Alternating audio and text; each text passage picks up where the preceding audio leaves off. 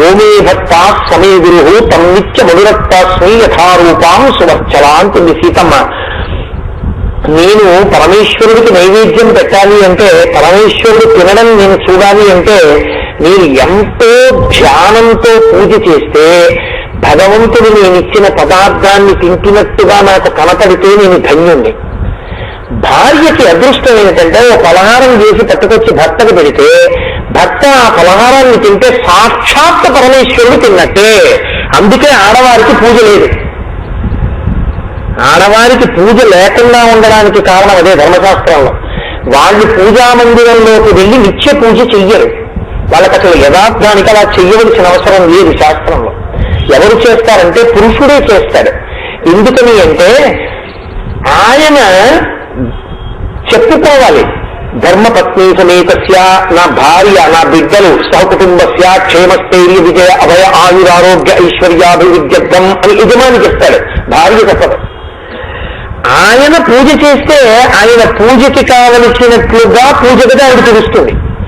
ఆయన పూజ చేసుకొచ్చేటప్పటికి పలహారం వండుతుంది. ఆయన పూజ చేసుకోవడానికి పువ్వులు అక్కడ పెడుతుంది.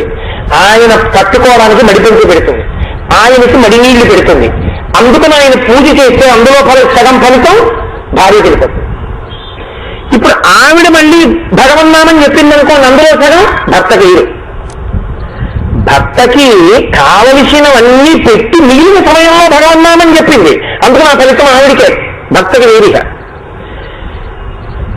అంతే ధర్మశాస్త్రం అలాగే ఉంటుంది. ఇప్పుడు నా భార్య నాతో రాకపోవచ్చు ఇక్కడికి, కానీ నేను ఇక్కడ భాగవతం గురించి చేసినటువంటి ప్రవచనానికి ఒక ఫలితం ఉంటే ఆ ఫలితంలో సగం మా ఆవిడ ఖాతాకి వెళ్ళిపోతుంది. అంతే, సగమే నా ఖాతాలో ఉంటుంది. అందుకే పరమ పుణ్యాత్ములైనటువంటి దంపతులు ఒకే రోజు ఒకే ముహూర్తంలో చనిపోతే భర్త కన్నా భార్య పుణ్యం ఎక్కువ ఉంటుంది. ఎందుకంటే ఈయనది సగం వెళుతూ ఉంటుంది, దానితో పాటుగా ఆవిడ చెప్పుకున్నటువంటి భగవన్నామో ఆవిడ చేసుకున్న వ్రతాల ఫలితం కూడా ఆవిడికే పడుతుంది. అందుకే పరమభక్తి తత్పరుడైనటువంటి భర్త లభిస్తే ఆడదాని జీవితం గట్టి ఎక్కిపోయినట్టే. అందుకే గురుపత్నికి నమస్కారం.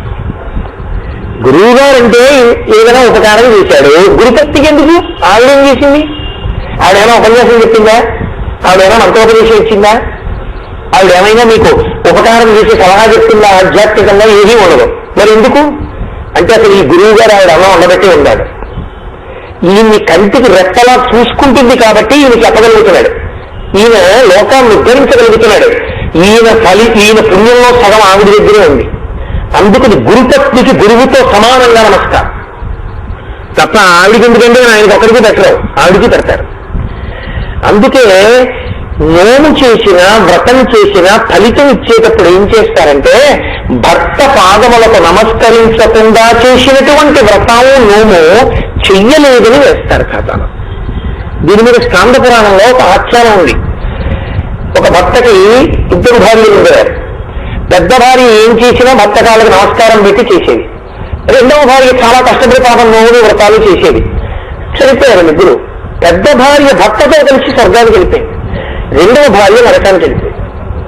అదేంటండి నేను ఇన్ని చేశాను కదా అండి. నీవు భర్త అనుమతితో చేయలేదు, నువ్వు భర్తని అభ్యర్థించి చేయలేదు. ప్రత్యక్ష పరమేశ్వర స్వరూపం భర్తయే, గురువు భర్తయే. అందుకే భార్యాభర్తలకి మంత్రోపదేశం చేయరు, భర్తకు ఒకరికే చేస్తారు. భర్త కొంతకాలం మంత్రం చేసుకుని భార్యకి తన ఉపదేశం చేసేస్తాడు. ఏమే భర్తాష్టమే గురువు, భర్తయే గురువు, భర్తయే దైవం. అందుకే మొట్టమొదటే భార్య వీధిలో అడగకూడదు, భర్త అడగాలి. ఇంటికి వచ్చినప్పుడు తనకు ఏదైనా కష్టం ఉంటే భర్తకి చెప్పాలి. అందున భగవద్భక్తి తత్పరుడైతే ఆయనే చెప్తాడు సమాధానం. అందుకని కక్షప ప్రజాపతి కలిగింది.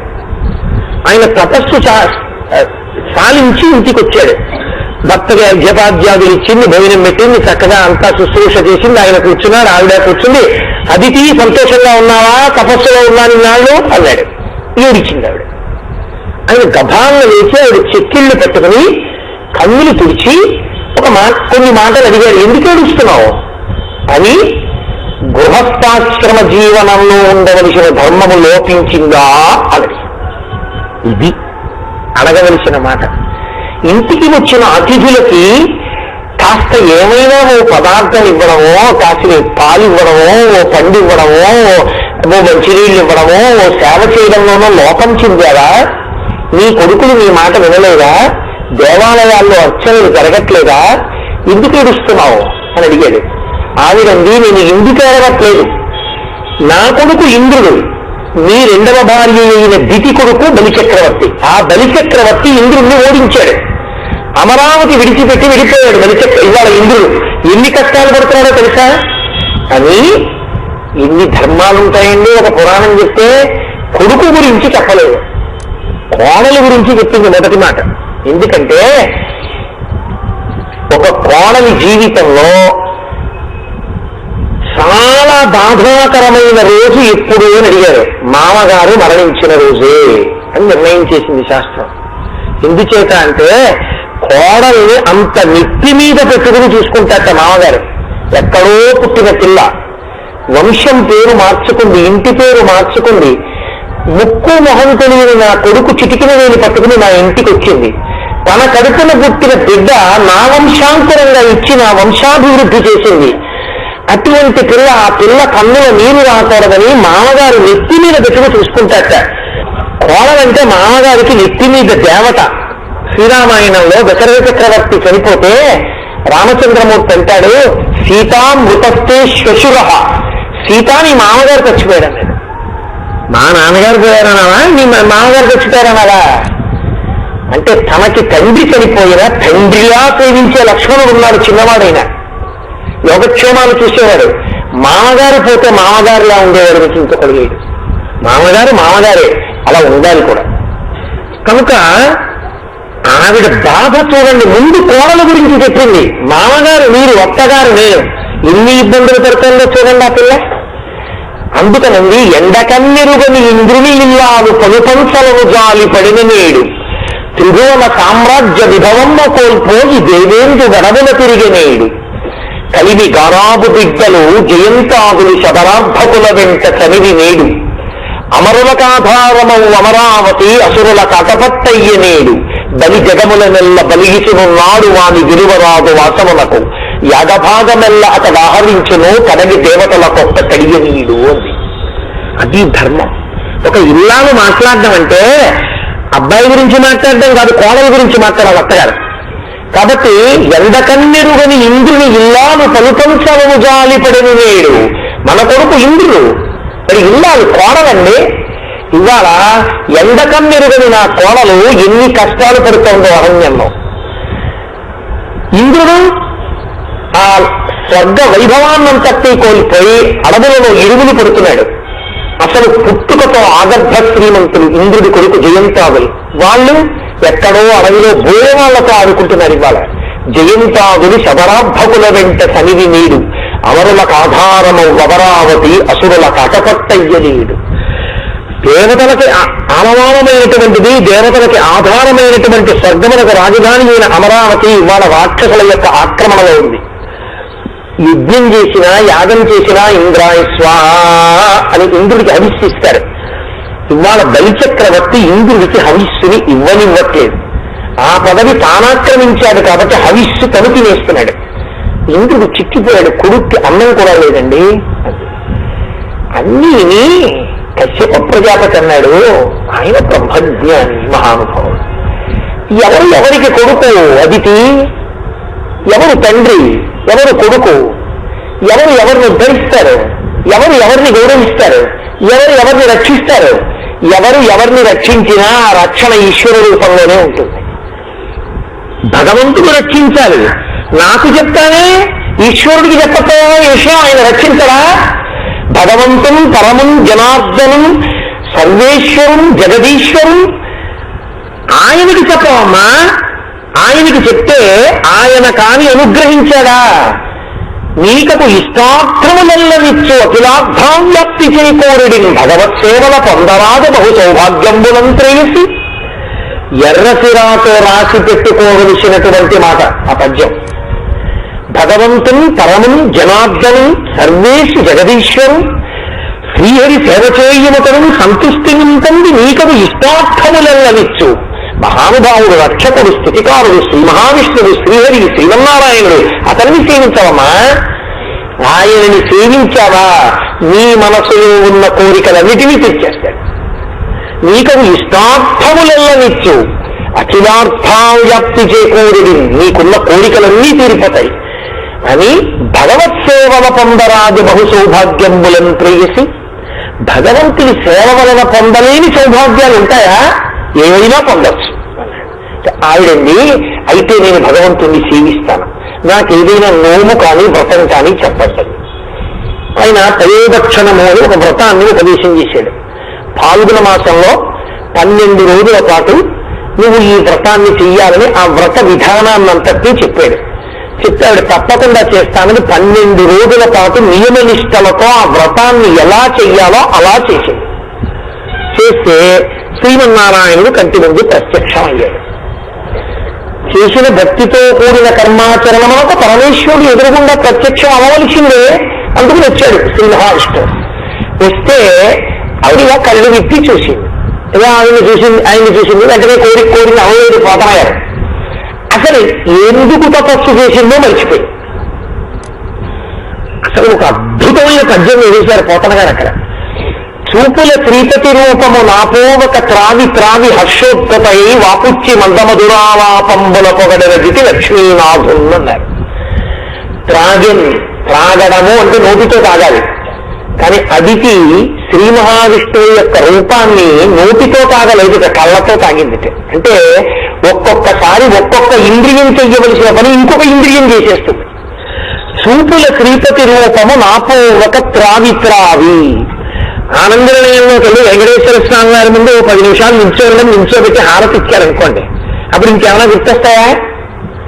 ఆపాదమస్తక ఇలా చూస్తూ ఆయన్ని చూపులతో తాగేయమ్మను దిక్కుమాలిన రక్త ఎందుకుంటే కంటి మీద మధ్యలో ఇలా అడ్డు పడుతుంది, అది కూడా పడకుండా ఉంటే బాగుంది అనిపించేటప్పుడు. అలా ఎదురుగుండా వచ్చి స్వామియే నిలబడితే చూపుల శ్రీపతి రూపము నాపోవక త్రావి త్రావి ఆ రూపాన్ని చూడ్డంలో మగ్నం అయిపోయి వాపుచ్చి మందమధురాలాపంబుల పొగడనది లక్ష్మీనాథులు. గట్టిగా కంఠం కూడా పైకి రాలేదుట. రాకుండా మెల్లిమెల్లిగా గుడిగినట్టుగా ఉంటూ భగవంతుని అలా కీర్తిస్తోంది. అంత సంతోషపడిపోయింది. ఆయన అన్నీ విన్నాడు. విన్న తర్వాత అప్పుడు అడిగింది, అయ్యా నా కొడుకు ఇంద్రుడు చాలా బాధపడిపోతున్నాడు, బలిచక్రవర్తి రాజ్యభ్రష్టుని చేశాడు, నా కొడుక్కి మళ్ళీ రాజ్యం ఇప్పించవా? ఆయన అన్నాడు, రాజ్యం ఇప్పిస్తానులే అమ్మా, తప్పకుండా నేను నిన్నో వరం అడగనా. తెల్లబోయింది. ఏమిటి ఆయన వరం అడగడం ఏమిటి? నీ కోదండ్రులు నీ కుమారవను నీనాథుడు నీవును సంశ్లోకింపన్ సతులు పతులు సమ్మోదింప రాత్రించని చోకింపన్ భవదీయ గర్భమున తేజోమూర్తి జన్మించదం నాకును వేడుక పుట్టి నీ సుతుడనై వర్తింపగా అన్నాడు. అమ్మ, నీ కోదండ్రులు నీ కుమారవరులు నీ కోడళ్ళు నీ కొడుకులు నీ యొక్క భర్త నీ బంధువులు అందరూ సంతోషించేటట్టుగా రాక్షసుల్ని రాజ్యభ్రష్టుల్ని చేసి మళ్ళీ నీ కొడుకు ఇంద్రుడి యొక్క రాజ్యాన్ని ఇంద్రుడికి ఇప్పించేస్తాను. కానీ నేను నీ కడుపున పుట్టాలనుందమ్మా, నీ కడుపున పుడతాను, నన్ను నీ కొడుకుగా ఆదరిస్తావా, నీ ఒళ్ళో పడుకోబెట్టుకుంటావా, నన్ను లాలిస్తావా, నన్ను పోషిస్తావా అమ్మా అని అడిగాడు. అంటే అంత ప్రీతితో తనని సేవించినటువంటి అమ్మ కడుపున పుట్టడానికి భగవానుడు కూడా నిర్ణయించుకున్నాడు. కారణం ఏంటంటే అంతకు ముందు జన్మలో ఆవిడ మహాతల్లి గొప్ప తపస్సు చేసింది. మీకు కృష్ణావతార ఆవిర్భావ ఘట్టమని వస్తుంది. కాబట్టి నాకు వేడుక పుట్టు నీ సుతుడనై నర్తించి వర్తింపగా నీ కొడుకుగా పుట్టాలనుందమ్మా, పుట్టనా అని అడిగాడు. ఇంతకన్నా కావలసిందే ఉంది, తప్పకుండా అలాగే పుట్టవయా తండ్రి అందావిడ. లోకముల మేలేటటువంటి వాడు అతిథికి కొడుకుగా పుట్టడానికి నిర్ణయించుకున్నాడు. కశ్యప ప్రజాపతి తపస్సు చేస్తున్నారు. ఆయనని శ్రీ మహావిష్ణువు యొక్క తేజస్సు ఆవహించింది. ఆయనలోంచి ఆ తేజస్సు అదితిలోకి ప్రవేశించింది. ఆమె గర్భమును దాల్చింది. ఆవిడ గర్భము నెలలు నిండుతోంది. లోపల శ్రీ మహావిష్ణు స్వరూపం పెరుగుతోంది. బ్రహ్మగారు వచ్చి ప్రార్థన చేశారు. కొంతకాలం అయిన తర్వాత ఏమీ తెలియనటువంటి వాళ్ళ ఆయన కూడా ప్రాకృత శిశువు ఎలా జన్మిస్తుందో అలా ఆయన ఆవిర్భవించాడు. రవి మధ్యాహ్నమునంచరింప గ్రహ తారాచంద్ర భద్రస్థితిని శ్రావణ ద్వాదశి నాడు శ్రోణనభిజిత్ సంజ్ఞాత లగ్నంబునన్ భువనాధీశుడు పుట్టె వమనగతిని పుణ్యవ్రతోపేతకున్ దివిజాధీశ్వరు మాతకున్ పరమ పాతివ్రత్య విఖ్యాతకున్. అది పోతన గారి తీర్పు. పరమపతివ్రత భర్త చెప్పిన మాట విని భర్తని అనుగమించగలిగిన స్త్రీ లోకాధీశుడైన పరమేశ్వరుణ్ణి కూడా తన కడుపున మోయగలదు. విశ్వేశ్వరుడికి తల్లి విశ్వనాథుడికి తండ్రిని చేయగలదు తన భర్తని. పాతివ్రత్యమంత గొప్పది. అందుకని ఆయన రవి మధ్యాహ్నమునంచరింప ఆ వామనమూర్తి పుట్టేటప్పుడు సూర్యుడు మధ్యాహ్న కాలంలో అభిజిత్ లగ్నంలో ఉండగా శ్రవణ ద్వాదశి నాడు అన్ని గ్రహములు ఉచ్చస్థితిలో ఉండగా శ్రీ మహావిష్ణు స్వరూపంతో ఆవిర్భవించారు.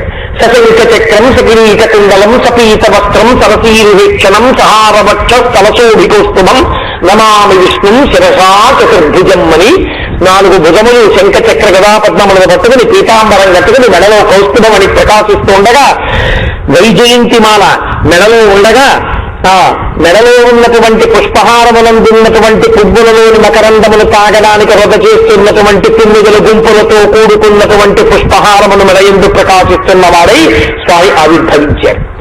ఒక్కసారి చూశారు అదితికశ్యపుడు, సాక్షాత్ శ్రీమన్నారాయణుడు మా కడుపున పుట్టాడని పొంగిపోయారు.